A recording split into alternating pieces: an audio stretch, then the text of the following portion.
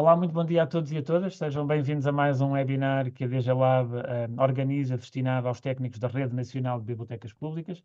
Iniciámos estes ciclos do webinar em 2020, tem uma periodicidade mensal e, ao longo destes últimos anos, tem-se convertido aqui num espaço importante de formação, de capacitação, mas também de informação dos técnicos da Rede Nacional de Bibliotecas Públicas. Habitualmente, aqui nestas sessões dos nossos webinars, tendemos a trazer assuntos um pouco mais técnicos, que naturalmente são importantes naquilo que é o exercício das funções e da atividade das equipas técnicas das bibliotecas públicas, mas pontualmente também trazemos assuntos que são um pouco mais profissionais e que dizem um pouco mais respeito aos bibliotecários e às equipas técnicas de cada uma das bibliotecas. É o caso da nossa sessão desta manhã.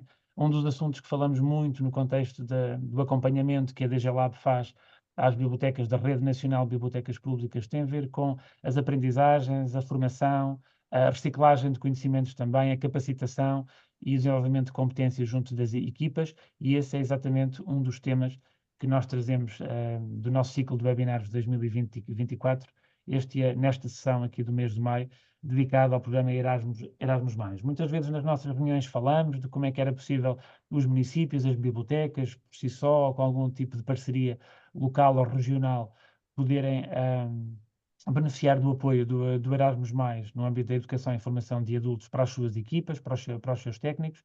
É exatamente isso que nós hoje vamos ter aqui a oportunidade de aprender todos, de ficar a conhecer um pouco mais o programa Erasmus+, as oportunidades que são aqui apresentadas também às bibliotecas públicas, aos seus técnicos, e por isso hoje contamos aqui com a presença de Eugénia Inácio e da Sandra Caneira, quem nós agradecemos mais uma vez a disponibilidade e o interesse em estarem aqui hoje, esta manhã, para nos apresentarem então o programa Erasmus+, o trabalho que é desenvolvido pela Agência Nacional Erasmus+, neste âmbito da educação e da formação de adultos, que apesar de ser um tema que faz parte das atribuições das bibliotecas públicas, muitas vezes ele é um pouco mais esquecido ou fica um pouco mais relegado para segundo plano, e é importante também neste contexto, com todos os desafios e com todas as exigências que são colocadas às bibliotecas públicas no contexto atual, muito para além daquele trabalho mais óbvio, associado ao livro e à leitura e a um público infantil, é importante também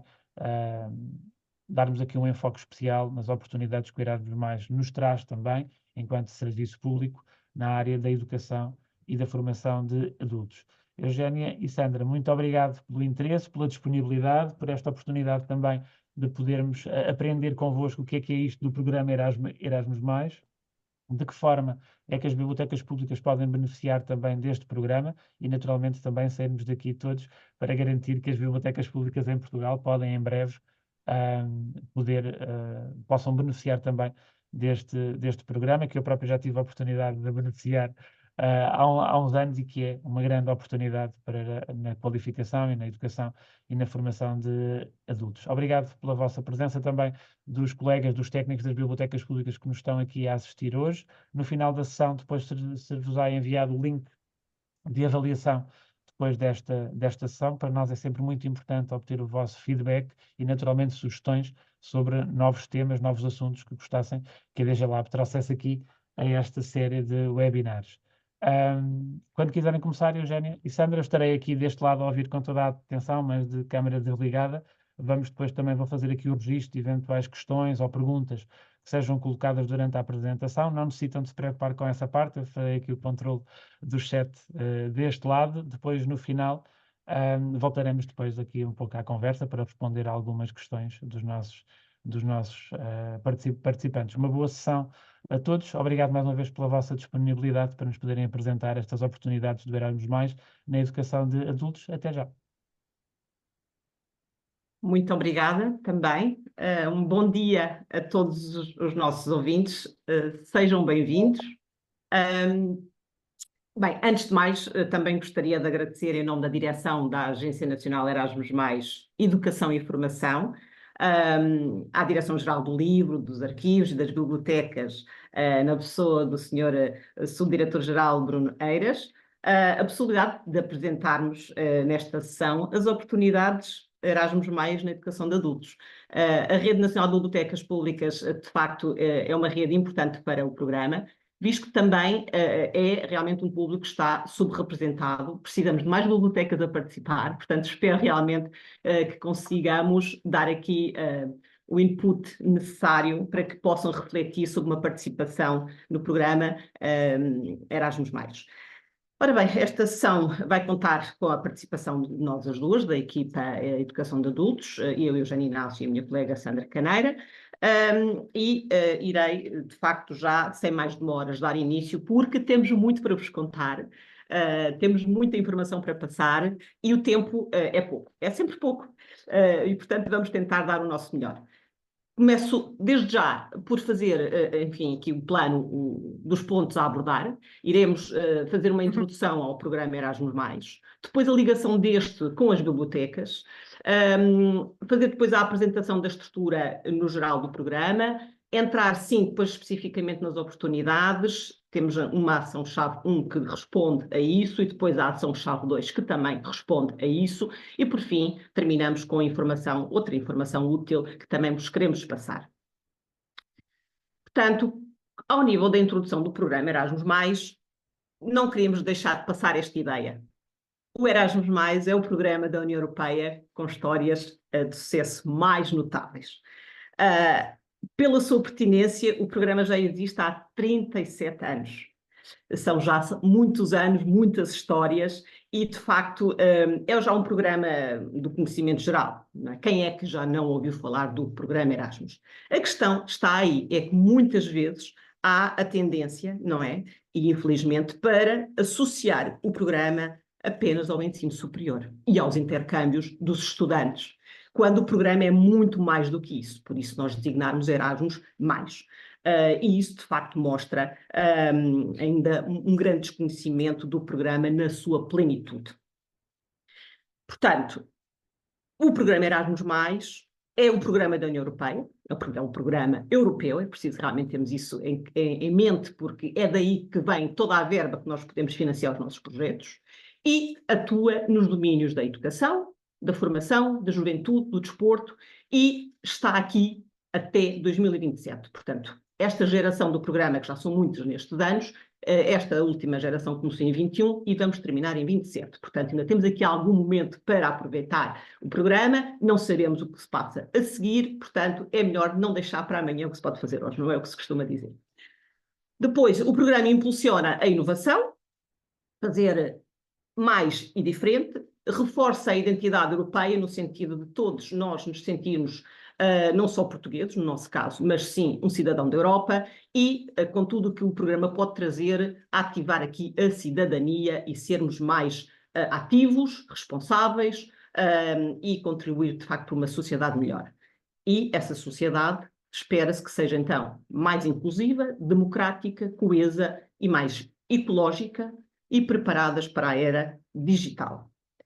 O programa ainda procura garantir a igualdade, a prosperidade, a paz, a inclusão social na Europa e no mundo, porque o programa não atua só efetivamente na Europa. Há uma parte do programa que vai para além da Europa. E reforça naturalmente o desenvolvimento de competências sociais, interculturais e pensamento crítico e da literacia mediática. Isto porque nós pretendemos realmente que se previna ou que se combata a desinformação, as notícias falsas e o programa poderá trazer aqui, de facto, formas de fazer isto. Então, se queremos preparar melhores cidadãos europeus para uma sociedade que evolui cada vez mais rápida e de forma dinâmica, é, sem dúvida, necessário permitir a aquisição de conhecimentos, aptidões e competências. E o programa Erasmus+ está aqui para isto.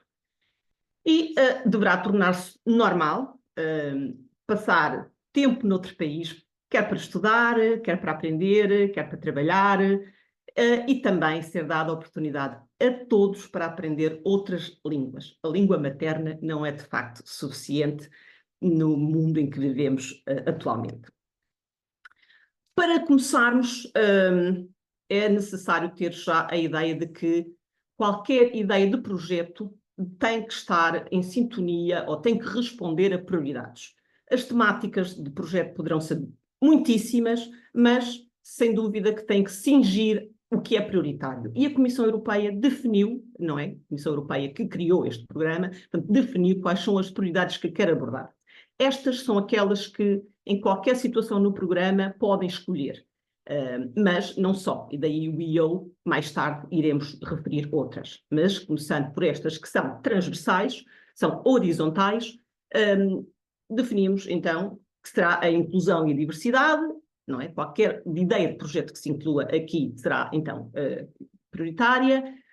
Transformação digital, hoje em dia é uma área de extrema importância.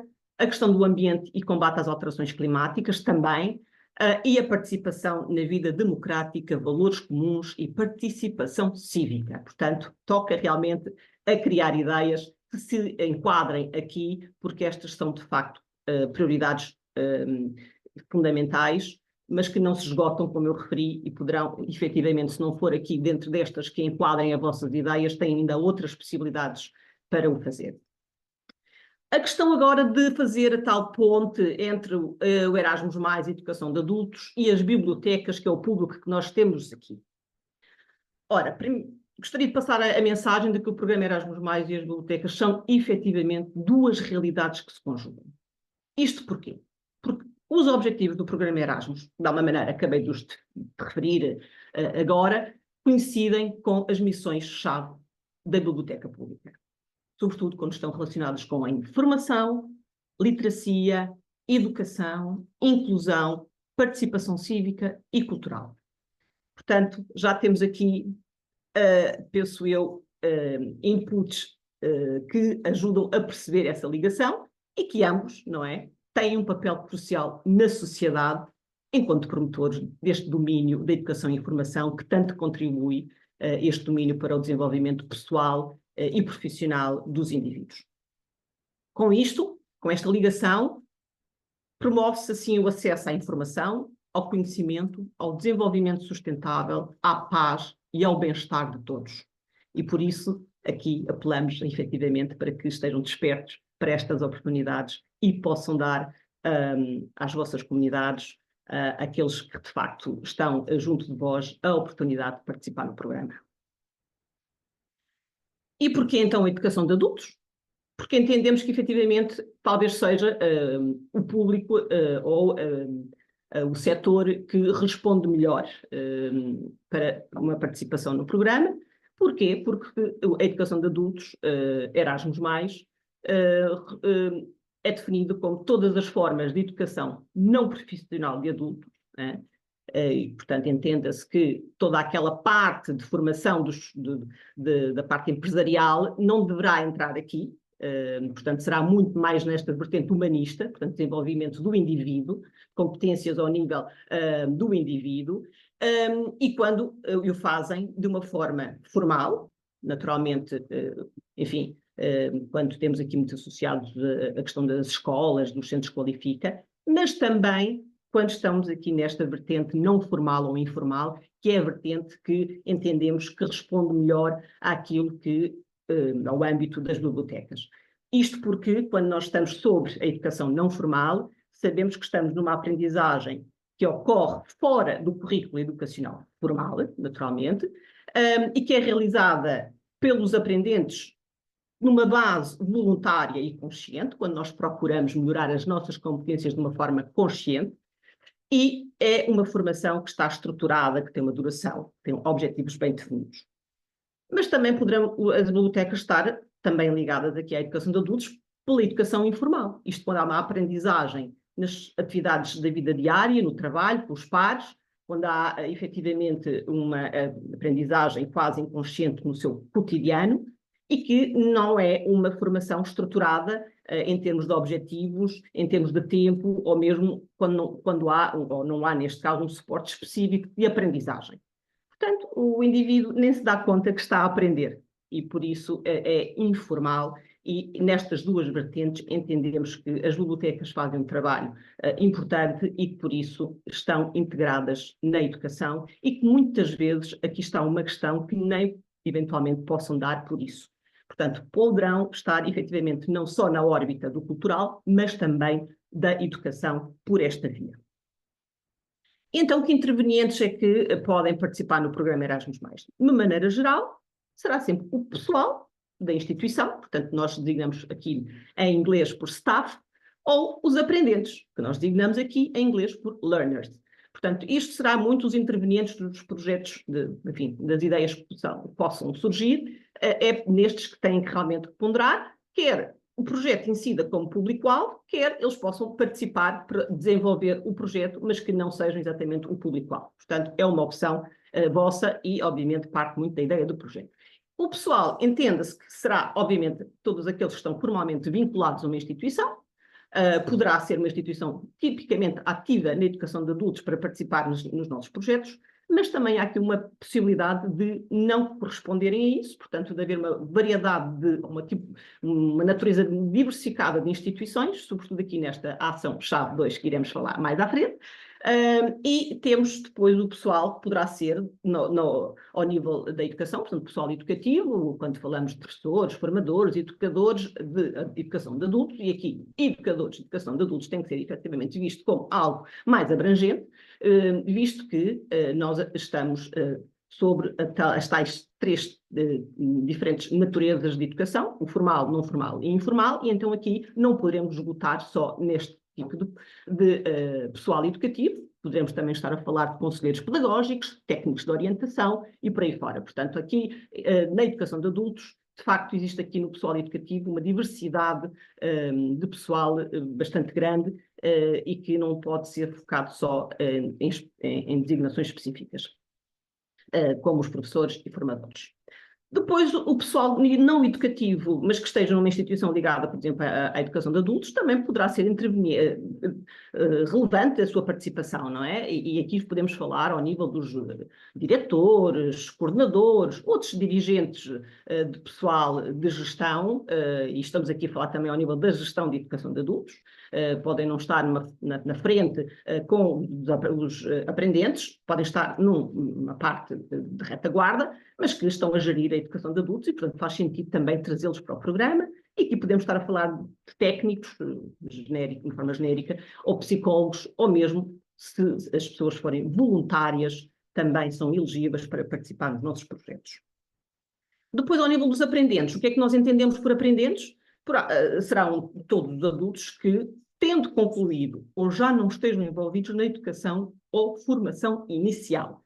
E isto é o quê? Portanto, será qualquer adulto que já não esteja na escolaridade obrigatória, que já não esteja associado à formação inicial, que devemos entender como sendo o ensino escolar, a educação e formação profissional, o ensino superior, portanto, já estão fora, efetivamente, toda esta orla desta tipologia de setores de educação e que querem regressar, não é? A alguma forma de aprendizagem, lá está, não profissional, contínua. Portanto, quer fazer valer as suas competências pessoais e, portanto, querem voltar à formação e isto faz dele um adulto Erasmus+.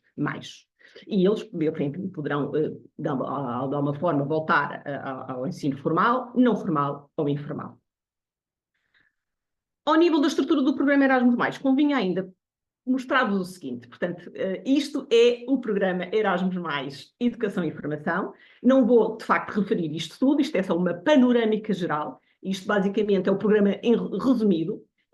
E, portanto, o que importa aqui referir é que na parte verde é a parte que a Agência Nacional Erasmus+, Educação e Formação gera. Portanto, são as ações descentralizadas. A Comissão Europeia transferiu a gestão para os Estados participantes do programa, para os países participantes no programa, por estarem mais próximos dos seus candidatos, dos seus beneficiários, mas depois não se esgota aqui. O programa continua, tem a parte azul, que poderão depois também explorar e fazer alguma pesquisa, sobretudo através do guia do programa Erasmus+, onde tem lá toda a informação e mais detalhes ainda. E essas são geridas pela Comissão Europeia diretamente, através da Agência de Execução Europeia da Educação e da Cultura, e também ainda dar a nota de que qualquer destas situações nunca poderá ser o indivíduo a fazer uma candidatura. Tem sempre que ser uma instituição legalmente constituída, em função das ações-chave que estamos aqui a referir, depois há algumas especificidades em termos de elegibilidade que terão que ser conhecidas nessa altura, mas dar aqui esta nota que os indivíduos só poderão participar se as instituições apresentarem a candidatura, o que aumenta a responsabilidade das instituições, naturalmente, porque se não o fizerem, estão a condicionar a participação dos indivíduos.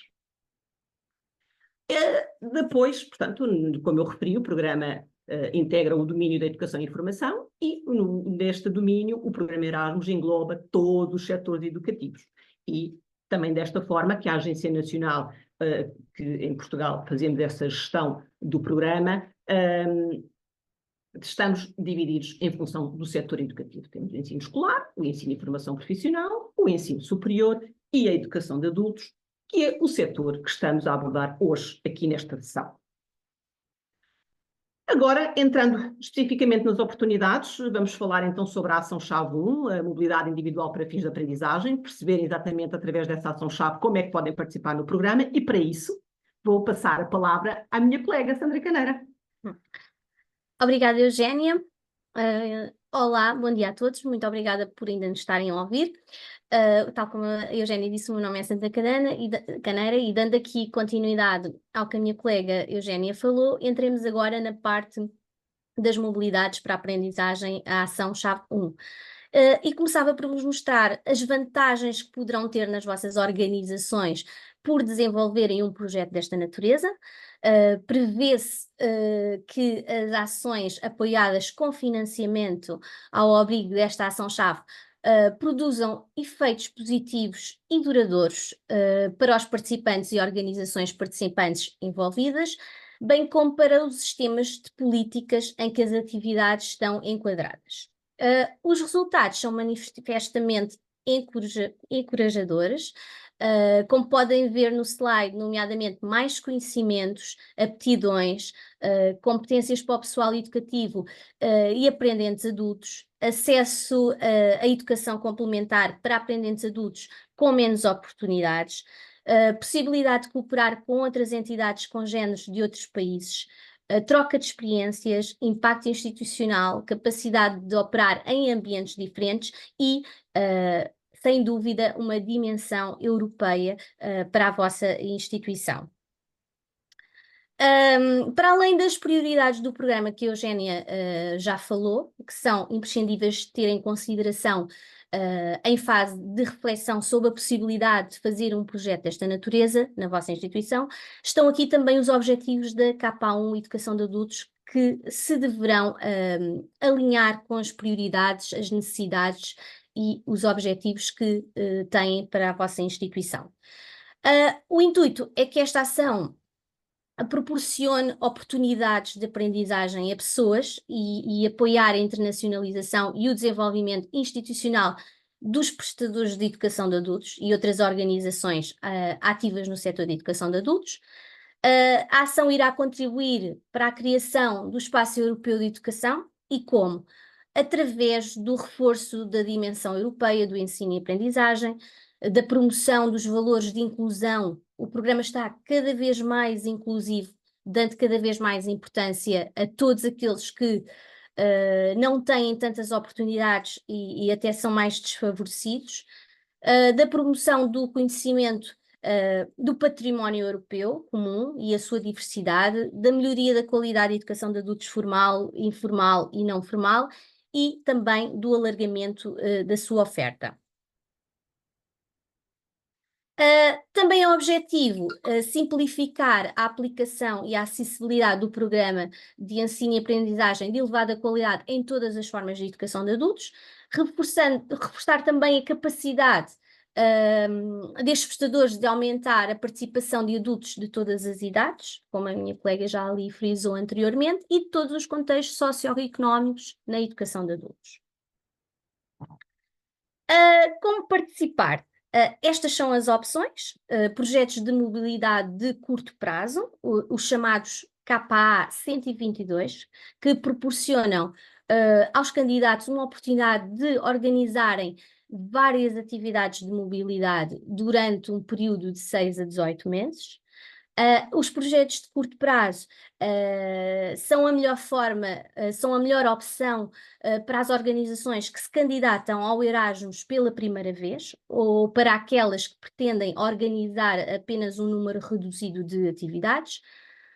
Uma novidade este ano, porque já tivemos um call no início do ano, uma novidade é que iremos fazer uma segunda ronda de candidaturas a esta tipologia de projeto, cuja data limite de apresentação de candidatura é dia 1 de outubro até às 12, que é o meio-dia de Bruxelas, aqui no nosso continente é às 11.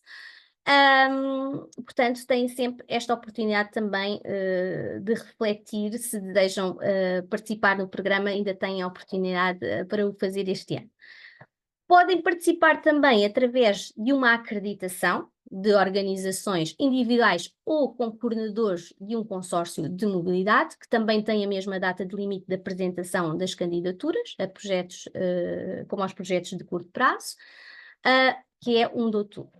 As acreditações têm 2 formatos, mas só existe uma opção, isto é, só poderão escolher um dos formatos, ou se candidatam para uma acreditação como organização individual, ou se candidatam como coordenador de um consórcio de mobilidade. Assim, e sendo uma escolha que têm de fazer logo no início, deverão pensar se o vosso objetivo é que as aprendizagens sejam apenas para o usufruto das pessoas dentro da vossa organização, staff e aprendentes, ou se pretendem expandi-las para uma rede ou para um conjunto de organizações que coordenarão no futuro. Claro que esta opção requer mais experiência, ou até diria mais ousadia, porque requer mais trabalho, mas de facto também é mais compensador, porque se criam redes de trabalho muito gratificantes, colaborativas, entre todos os que estão envolvidos na parceria do consórcio. 2 outras formas de participação que não requerem candidatura são o ser parceiro de um consórcio de mobilidade, que já existe. Para isso é necessário ser convidado pelo coordenador do consórcio que já está aprovado, ou então propor-se ao coordenador do parceiro, como parceiro, caso os vossos objetivos possam ir ao encontro da temática desse projeto. Como é que poderão saber quem são estes coordenadores de consórcio? As listas com os resultados de seleção estão sempre presentes e publicadas no site da nossa instituição, da Agência Nacional Erasmus, e é uma questão de verificá-la e, se tiverem interesse, poderem contactar estes coordenadores e mostrar o vosso interesse.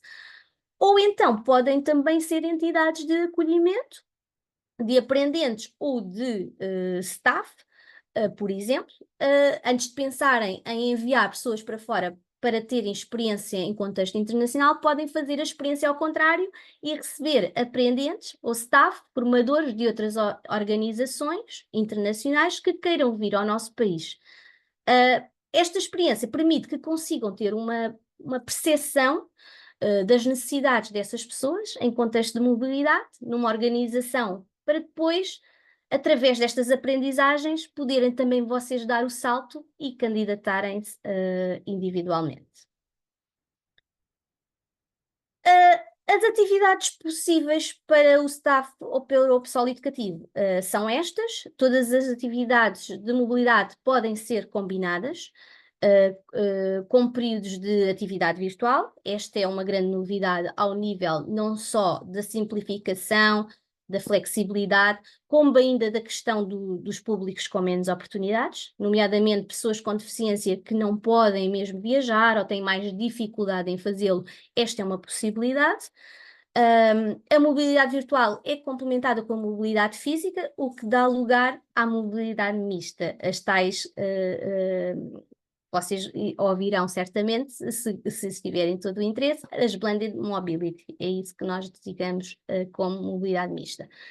A duração destas atividades aqui mencionadas, número mínimo e máximo de dias, referem-se apenas à mobilidade física. A mobilidade virtual, pronto, não tem limites. Estas são as tipologias de atividades de mobilidade pessoal. Temos o job shadowing. Os participantes podem passar um período numa organização de acolhimento noutro país, com o objetivo de aprender novas práticas, desenvolver novas ideias através da observação e também da interação com os seus pares, peritos ou outros profissionais, no seu trabalho cotidiano, na organização que vos irá acolher. É uma experiência muito rica, porque não só se aprende, como se vê ao vivo as práticas e as metodologias utilizadas pelas vossas instituições congêneres e que mais tarde serão revistas e possivelmente implementadas na vossa instituição também. Depois temos as missões de ensino, tal como o nome indica, é quando os participantes podem passar um período a lecionar ou a ministrar formação a aprendentes numa organização de acolhimento noutro país, como forma de aprendizagem, através da execução das suas tarefas e da troca de opiniões com os seus pares. E os cursos de formação ou desenvolvimento profissional, que pode passar por, além dos habituais cursos, pode passar também pela participação em seminários, em conferências. No fundo, os participantes podem beneficiar de um curso estruturado ou de um tipo semelhante de formação ministrada por profissionais qualificados e baseado num programa de aprendizagem que já é definido previamente e com resultados de aprendizagem. Quanto à mobilidade de aprendentes, que também é possível, tal como nas anteriores, podem também ser mistas. Aqui tem várias possibilidades. Mobilidade de grupo de aprendentes adultos, que é um grupo de aprendentes adultos, no mínimo 2 aprendentes, da organização de envio, onde irão também passar um período de tempo, pode ser de 2 a 30 dias, noutro país, para beneficiar de uma aprendizagem inovadora através da cooperação entre as organizações de envio e de acolhimento. Outra possibilidade é a mobilidade individual para fins de aprendizagem de curta duração de aprendentes adultos. Os aprendentes adultos podem passar um período de tempo de 2 a 29 dias no estrangeiro, numa organização de acolhimento, para melhorarem os seus conhecimentos e as suas aptidões. Deve ser definido aqui, para cada participante, um programa de aprendizagem individual. O programa de aprendizagem pode incluir uma combinação de vários métodos de aprendizagem, formal, informal e não formal. E é, sem dúvida, muito enriquecedor para melhorar as competências desses aprendentes. A última possibilidade é a mobilidade individual para fins de aprendizagem, de longa duração de aprendentes adultos. Os aprendentes adultos podem passar, tal como no método anterior, um período de tempo, mas mais longo, no estrangeiro, de 30 a 365 dias, numa organização também de acolhimento. Aqui no K1 nós trabalhamos não temos parceiros, temos entidades de acolhimento que nos acolhem para formação e para melhorarem também os seus conhecimentos e as suas aptidões. Temos outro tipo de atividades bastante interessantes que podem complementar as anteriores que falei e que são também financiadas.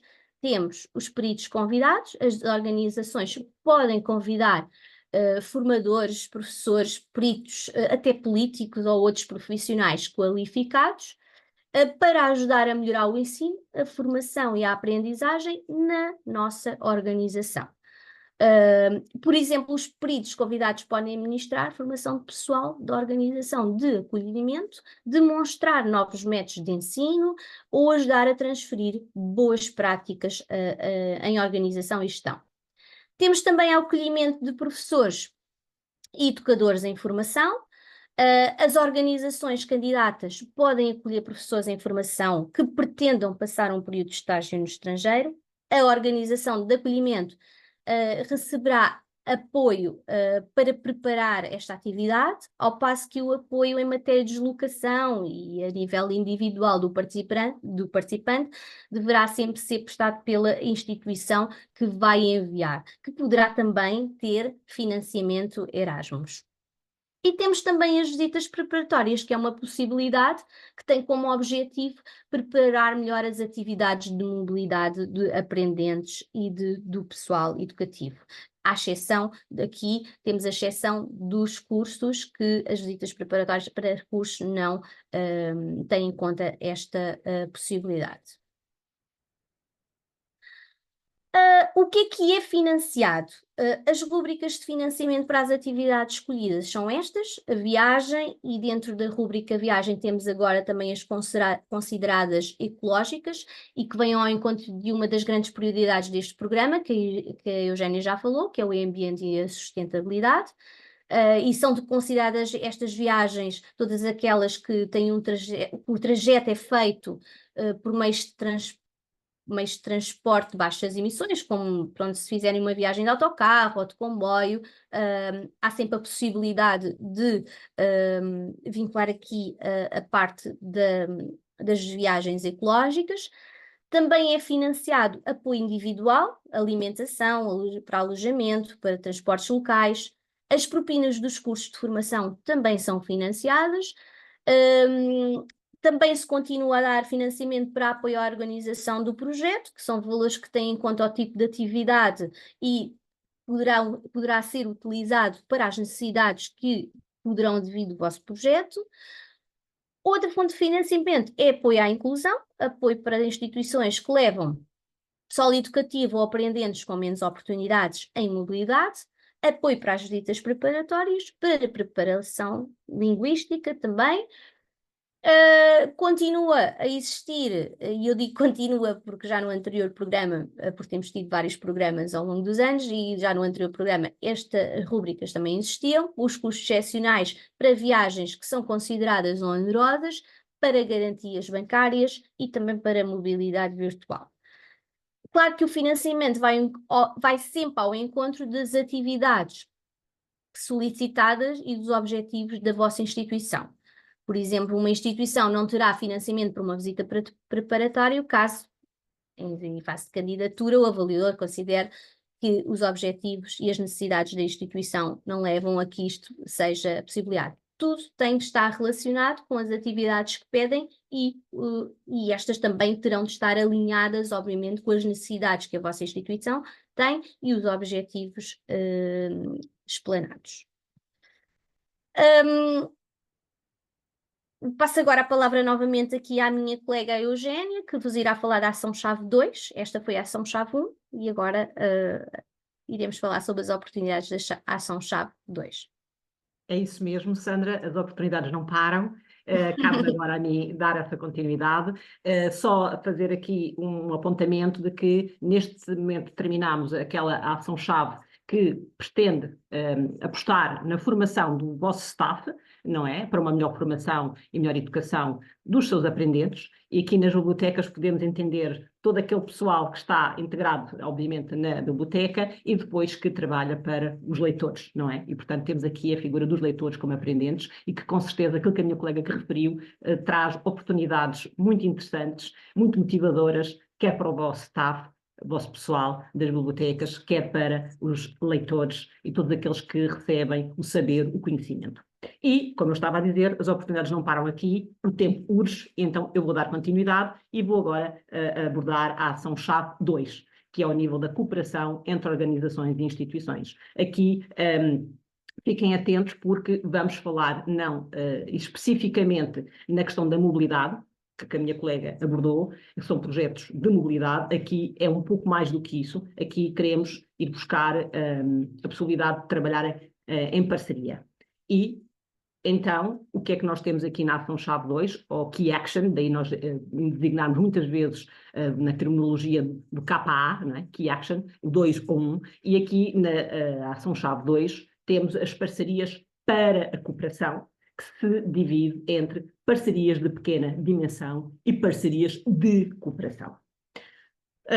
Vou passar a explicar agora, ao longo da minha apresentação, estas duas tipologias de parcerias, mas alertando que têm também aqui a possibilidade de fazer ainda uma candidatura este ano, na nossa segunda ronda, mas apenas para as parcerias de pequena dimensão. As parcerias de cooperação é apenas na primeira ronda e que normalmente acontece no mês de março. Por isso, não se esqueçam, atentos, tentar perceber se conseguem fazer uma entrada no programa através de uma numa parceria de pequena dimensão, até o dia 1 de outubro, e também a não esquecer que a hora é até ao meio-dia, igualmente, hora de Bruxelas, em que em Portugal continental temos até às 11 horas para poder apresentar a candidatura. E reforço mais uma vez aquilo que eu havia referido na parte da introdução, de que é preciso ter sempre em conta as prioridades do programa, não é? Aquilo que o programa quer financiar como prioritário. Tem a possibilidade das prioridades horizontais que já foram referidas, mas aqui na Ação-Chave 2 tem também as específicas do setor educação de adultos, que eu vou passar a enumerar com a brevidade que conseguir. Também deixar a ideia de que é aqui nestas prioridades na Ação-Chave 2 que se tenta fazer a ligação entre o programa Erasmus e a própria política. A política envolve todas estas questões e é preciso dar resultados. E, portanto, ao responder com as vossas ideias, se estiverem integradas nestas prioridades que vou agora elencar, estão a contribuir para a política e para isso também justificar o financiamento de todos nós neste programa. E por isso, se a vossa ideia é pôr ao encontro nesta primeira prioridade, que é aumentar a aceitação e melhorar a inclusão e a acessibilidade da educação de adultos, é uma possibilidade. Se a vossa ideia é também entrar aqui pela possibilidade de melhorar a disponibilidade de uma aprendizagem de elevada qualidade, na educação de adultos é preciso efetivamente apostar na qualidade. Ainda é algo que há um trabalho aqui a fazer, isto porque muitas vezes estamos a falar da educação não formal e informal, em que não há a profissionalização do staff, e portanto é preciso fazê-lo e é preciso tornar cada vez este staff mais profissional. E, obviamente, queremos uma aprendizagem de elevada qualidade, flexível, para que seja para todos, não é? E reconhecida. É preciso desenvolver competências essenciais e, portanto, toca a pensar ideias quais são essas competências, como é que as vão querer desenvolver, promover centros de aprendizagem, locais e espaços de aprendizagem inovadores. Portanto, a aprendizagem não tem que ser feita numa sala de aulas, as bibliotecas poderá ser um espaço interessante para uma aprendizagem, assim como outros, por isso há que desenvolver centros de aprendizagem, outros locais que sejam motivadores e que consigam atrair mais aprendentes. Também a possibilidade de criar percursos de melhoria de competências e requalificação. Falamos muito nesta possibilidade de requalificar as pessoas para outras oportunidades de trabalho e, portanto, há que trazer aqui esta questão também para os projetos.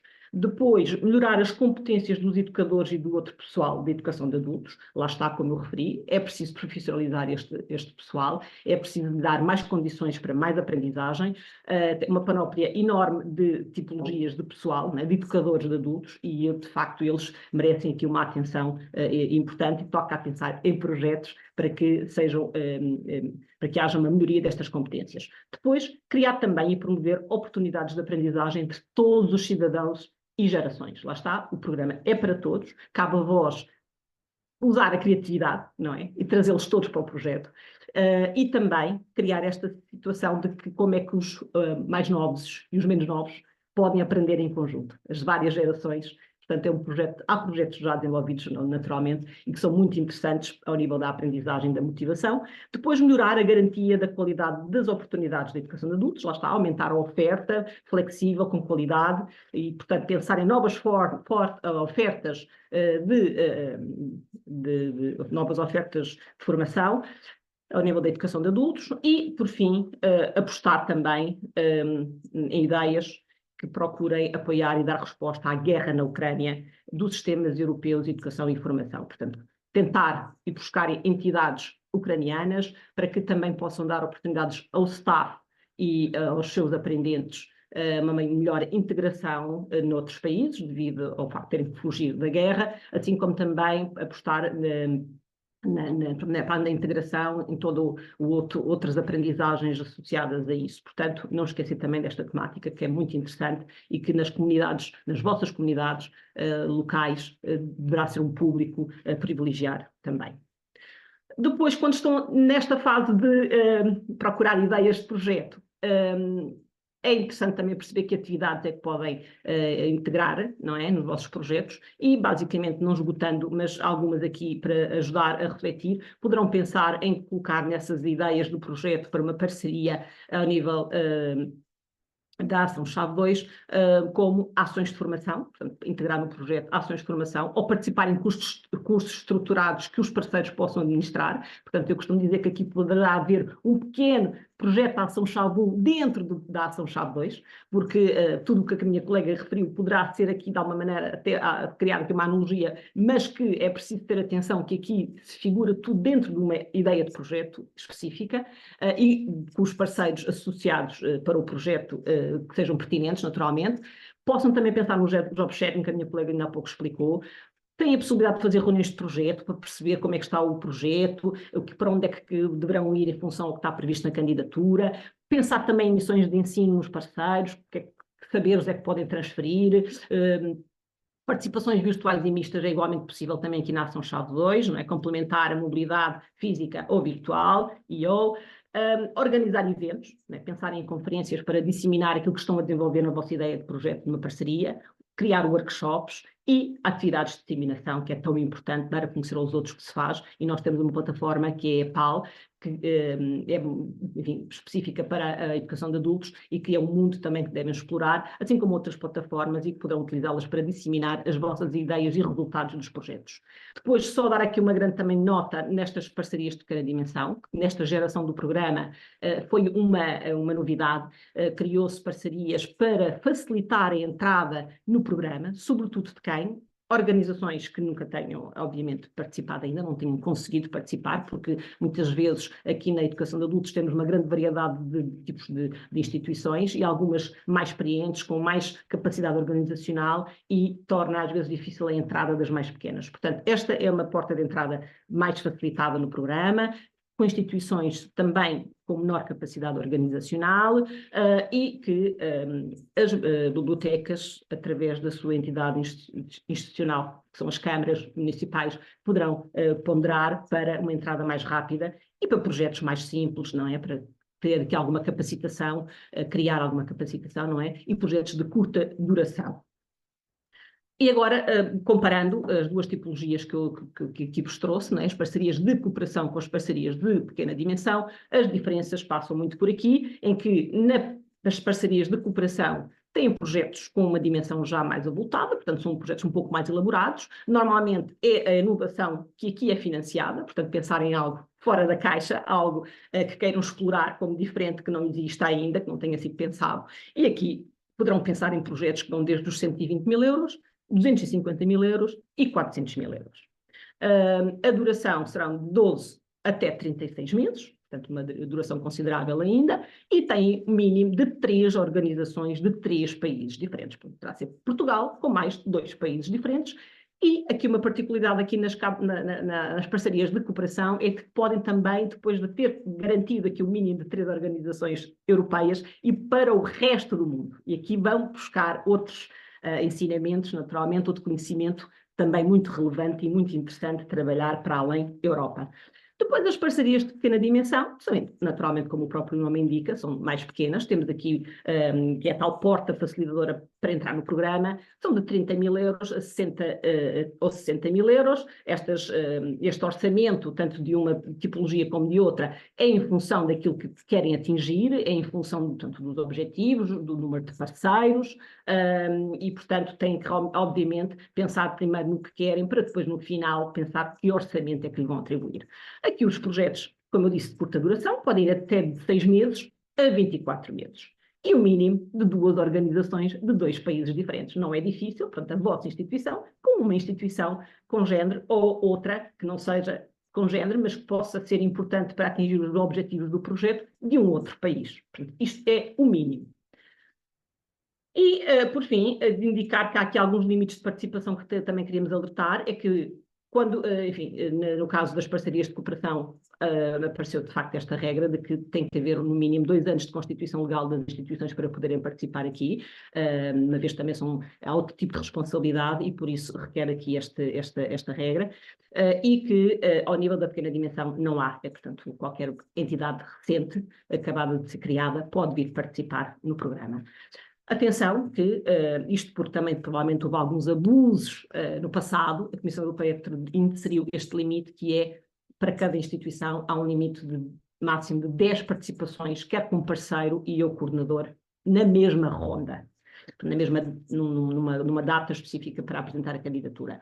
Isto poderá significar 9 participações enquanto parceiros e uma participação enquanto coordenadores. No máximo de candidaturas para poderem coordenar em ambas as tipologias, só podem candidatar-se a uma. Outra informação útil, porque já estamos quase a terminar, vou também passar agora mais uma vez a palavra à minha colega para vos dar outro tipo de informação que também consideramos útil. Pronto, tivemos a ver aqui as oportunidades do programa e aquilo que vocês poderão fazer na vossa instituição, e agora dar aqui breve informação que consideramos que seja importante também para terem em consideração.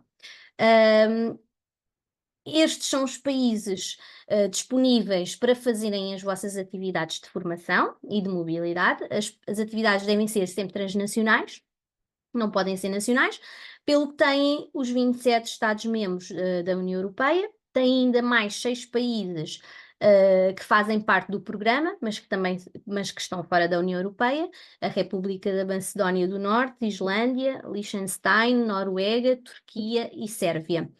No caso das parcerias de cooperação, a Escapa 220, que, tal como a Eugénia já falou, tem ainda a possibilidade de escolher países terceiros não associados ao programa Erasmus, mas aconselho a ver o guia do programa sobre esta secção, que faz referência a estes países e de uma forma mais pormenorizada.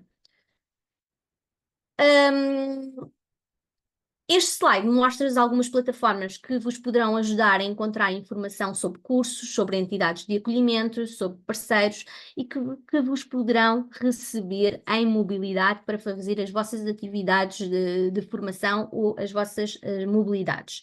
Temos a plataforma dos resultados Erasmus+, que dá-vos acesso a informação e resultados de todos os projetos que são financiados ao abrigo do programa Erasmus+. As organizações podem, as vossas organizações, as vossas bibliotecas podem consultar esta plataforma e inspirar-se nas vastas informações sobre projetos e quem sabe até utilizar os resultados e as aprendizagens daí obtidos com estes projetos. É possível pesquisar projetos por palavra-chave, ação-chave, ano, país, temática, tipo de resultados, e não há melhor do que contactar instituições que já estão também a trabalhar no programa Erasmus e que certamente compreenderão o porquê da vossa procura e da vossa abordagem. A plataforma EPAL, a Eugénia já referiu, é uma iniciativa da Comissão Europeia, também financiada pelo programa Erasmus+, é aberta a profissionais de educação de adultos.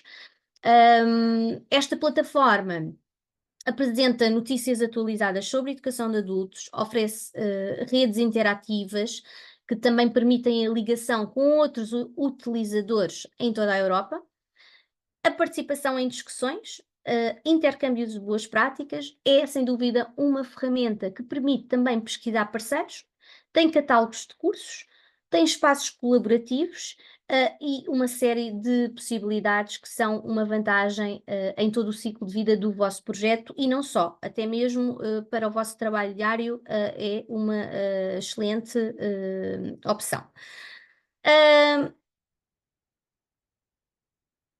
Portanto, como se pode verificar, depois de tudo o que temos aqui falado, o programa Erasmus adapta-se às necessidades e ao nível de experiência das vossas organizações.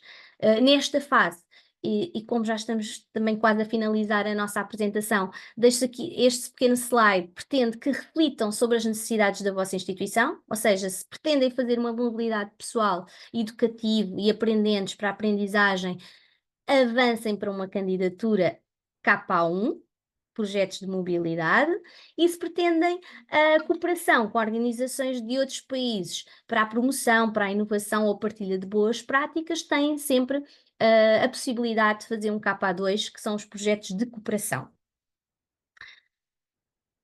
Muito importante, antes da candidatura, é uma leitura obrigatória do convite à apresentação de candidaturas e do guia do programa. Não é necessário ler todas as páginas, mas muito importante é ler as páginas referentes ao setor de educação de adultos e à ação que se candidatam. Lá poderão encontrar de uma forma bastante clara e precisa toda a informação que aqui estamos a falar, ler também, que é importante, a parte C do guia, que são informações que são dadas aos candidatos. A plataforma Erasmus+, que aqui também colocamos aqui o link, porque a apresentação vai ser-vos facultada, portanto é só uma questão de carregarem no link. Temos também a plataforma aqui, Erasmus+, and European Solidarity Corps, que é a plataforma onde se encontram os formulários de candidatura disponíveis e onde conseguem chegar mais facilmente a outras plataformas europeias, nomeadamente uma que irão ouvir, que é a ORS, que é a Organization Registration System, que é uma plataforma onde terão de registar a vossa instituição para obter um número de identificação para poderem também candidatar-se. Portanto, nesta plataforma acaba por conjugar uma série de outras que são importantes nesta fase inicial de candidatura e depois posteriormente para a fase também de implementação dos vossos projetos.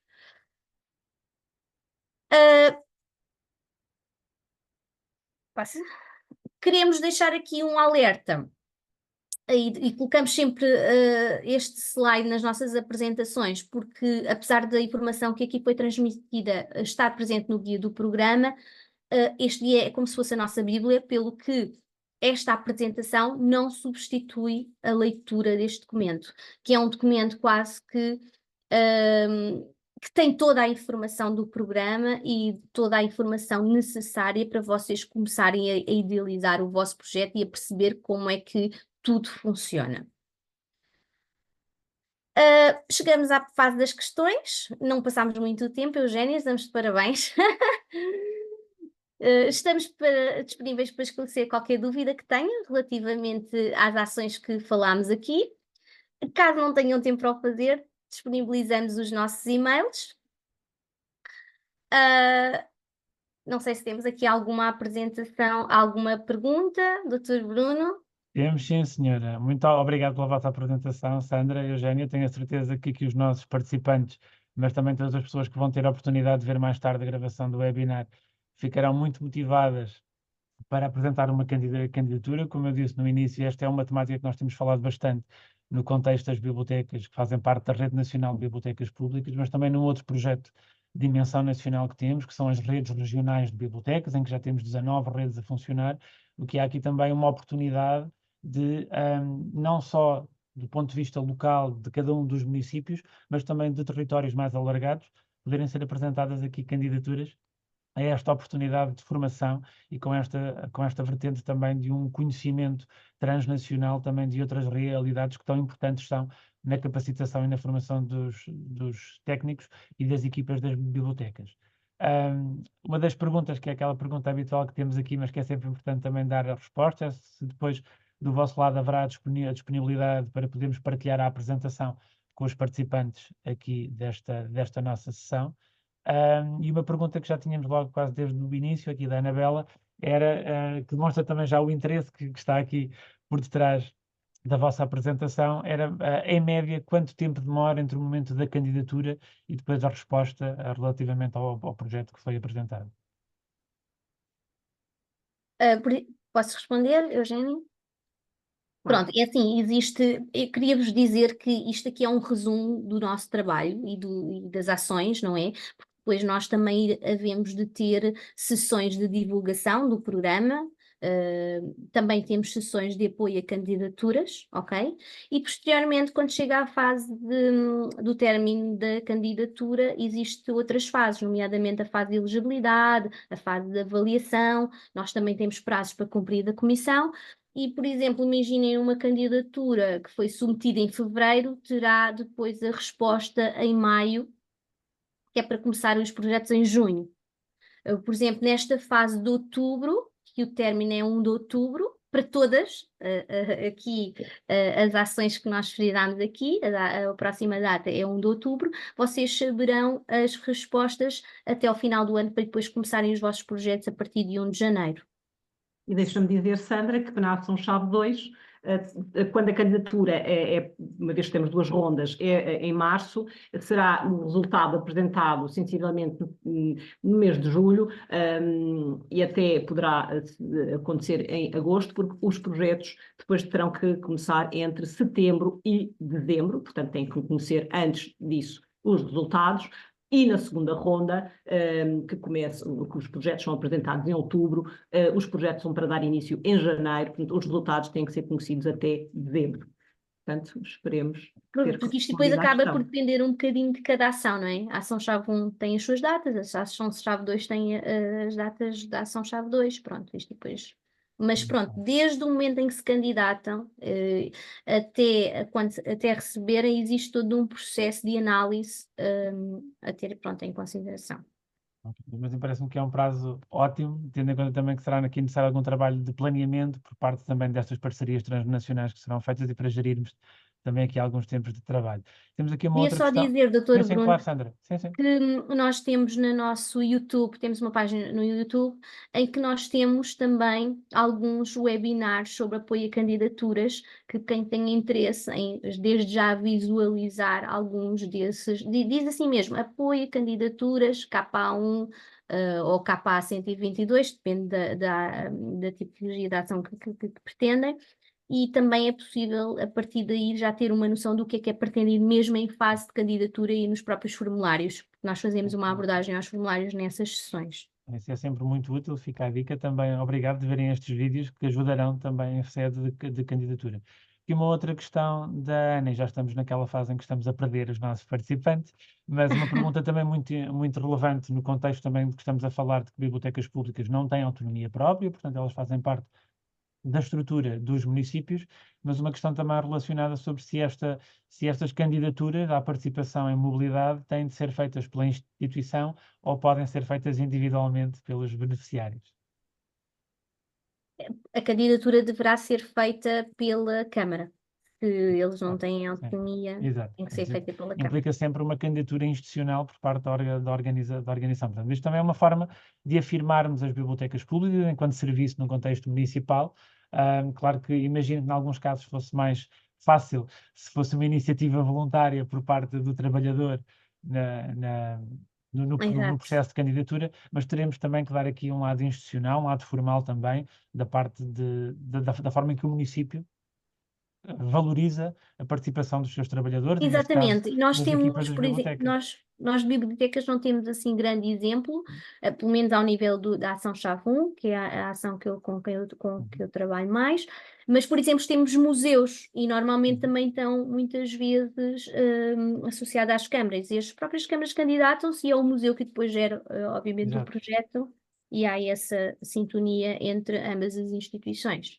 Sim, eu referi isso, portanto, as entidades são aquelas que têm que apresentar as candidaturas ao programa, os indivíduos têm aqui só um papel muito fundamental, que é pressionar as instituições a participar no programa, senão eles não podem usufruir, e fiquem com a ideia de que quem apresenta sempre uma candidatura ao programa é uma entidade que tenha personalidade jurídica. As bibliotecas não o devem ter, portanto, tem que ser a Câmara Municipal, o que também não me parece realmente uma má ideia, porque as câmaras municipais têm um efeito multiplicador nas comunidades locais muito interessante e, portanto, seria realmente muito bom vermos mais câmaras a participar.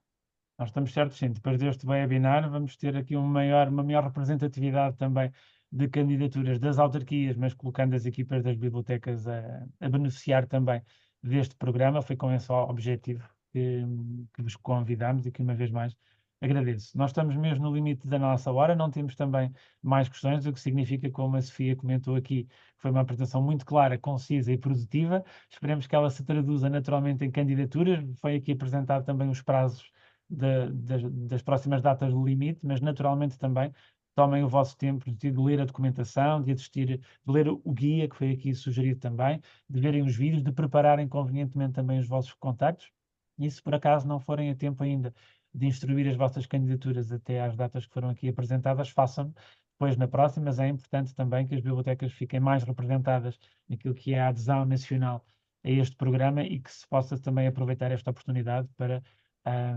aumentar e desenvolver as competências na área da educação e da formação de adultos na equipa das bibliotecas.